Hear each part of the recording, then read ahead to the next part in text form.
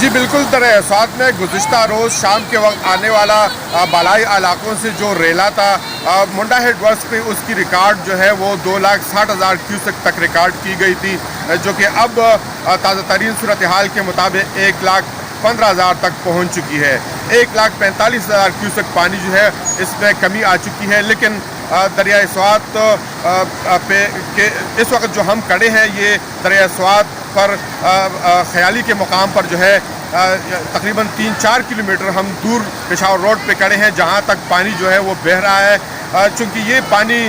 دریائے سوات سے نہروں اور ندی نالوں کے ذریعے دریائے جندی میں گر چکا ہے، جس کی وجہ سے دریائے جندی میں اونچے درجے کا سیلاب ابھی جاری ہے، اور اسی کا پانی جو ہے وہ علاقوں میں بہہ رہا ہے۔ رات کو ضلع انتظامیہ کے مطابق 5 یونین کونسلوں میں پانی پہنچ گیا تھا، گھروں میں داخل ہو چکا تھا، لیکن نشیبی علاقے اب جو ہے اس سے تھوڑے سے زیادہ علاقوں میں پانی جو ہے بہہ رہا ہے۔ اس کے علاوہ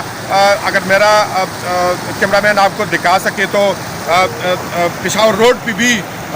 بعض علاقوں میں اور بعض آبادیوں میں جو ہے پانی داخل ہو چکا ہے، جس کی وجہ سے لوگ ریسکیو ہو چکے ہیں، اور نوجوانوں نے، پاک آرمی کے جوانوں نے ریسکیو 112 ضلع انتظامیہ کے نوجوانوں نے جو ہے وہ ان کو ریسکیو کیا ہے، اور اس کے علاوہ فلاحی ادارے جو ہیں انہوں نے بھی کھانے پینے کے سامان کا پہنچانے کا ذمہ لے لیا ہے، اور وہ علاقوں میں کھانے پینے کا اشیاء جو ہے وہ پہنچا رہے ہیں۔ دریائے سوات میں خیالی کے مقام پہ